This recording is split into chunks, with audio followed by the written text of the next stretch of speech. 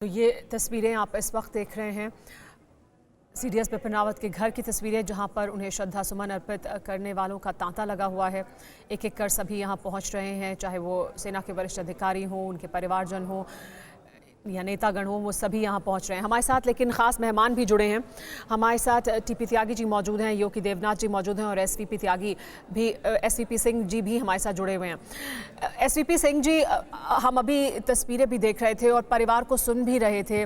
लिड्डर साहब की पत्नी और उनकी बेटी, यही जज्बा और यही बहादुरी और ताकत देती है हमारे सैनिकों को, हमारे जवानों को, जिस बहादुरी के साथ इस वक्त उनके परिवार के सदस्य इस गम का सामना कर रहे हैं।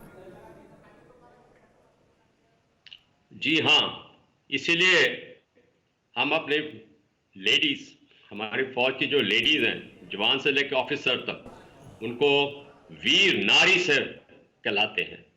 और एक वीर नारी बोल रहे थे अभी,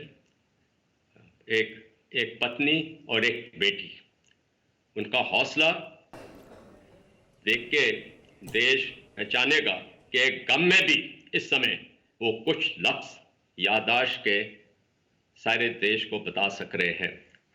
ये दुख एक सपने थे, सपनों के साथ, उनकी याददाश्त के साथ रहेंगे। बट फौज की ऐसी सर्विस है कि ये इंसान को इसका सामना करना पड़ता है। कब बैटलफील्ड में, लड़ाई के मैदान में क्या होना है, आप ऐसी लाइन ऑफ ड्यूटी में जा रहे हैं, हेलीकॉप्टर में, हवाई जहाज में हैं, क्या हादसा हो सकता है, इंसान सोचता नहीं है। पर जब सामने आता है तो दोबारा वो हौसला बुलंद होता है। और जो हमारी फौज की जो एक कल्चर है, हम बोलते हैं एक अम्बिलिकल कॉर्ड, एक फैमिली रहती है। ब्रिगेडियर लखविंदर लिड्डर, जो कि टोनी के नाम से कहलाए जाते थे, उनकी एक याददाश्त उनके परिवार में नहीं, फौज के अंदर। और क्योंकि इतना बड़ा हादसा हुआ है, जो कि चीफ ऑफ डिफेंस स्टाफ के साथ थे, देश भी याद करेगा। एक हाईली डेकोरेटेड ऑफिसर थे, मेजर जनरल के रैंक के लिए अप्रूव थे। और मैं समझता हूं, जैसे मैं उनको थोड़ी बहुत जानकारी हुई थी मेरी, कि आने वाले समय में उनका 3rd स्टार भी लगना था। बिल्कुल सर, आप जो कह रहे हो बहुत अहम बातें हैं और ये 8 तस्वीरें उसी बात की गवाही देती हुई। हर कोई यहां पर पहुंच रहा है श्रद्धांजलि देने के लिए। अमित शाह, राहुल गांधी, जेपी नड्डा, मनोज सिन्हा, अनुराग ठाकुर, अरविंद केजरीवाल, मनोहर लाल खट्टर, अजीत डोभाल, इसके अलावा भी कई और नेता यहां पहुंचे। टीपी त्यागी जी हमारे साथ हैं। सर, लिड्डर साहब की बेटी ने जो बड़ी बात कही आशना ने, कि इट्स अ नेशनल लॉस।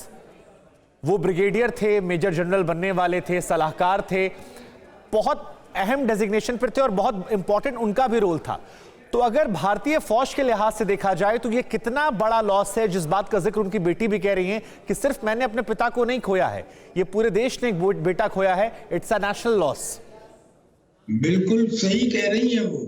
शहीद और सैनिक किसी एक परिवार का नहीं होता, बल्कि पूरे देश का होता है। और यही कारण है कि बहुत सारे लोग शहीद सिपाहियों का श्राद्ध इसलिए मनाते हैं कि हम अपने माँ बाप का श्राद्ध तो इसलिए मनाएं कि वो हमारे पुरखे थे, लेकिन जिनकी वजह से हमारा अस्तित्व बचा हुआ है, उनका श्राद्ध भी मनाना चाहिए। और यही इसीलिए कहा भी जाता है कि हर सैनिक, हर शहीद पूरे देश का होता है, किसी एक परिवार का नहीं।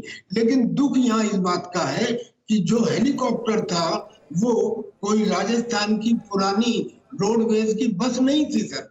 और उस हेलीकॉप्टर का कैसे क्रैश हो जाना, बार बार सोचने के बाद भी ये सवाल काट रहा है दिमाग में, बार बार आता है कि क्यों ऐसा हुआ।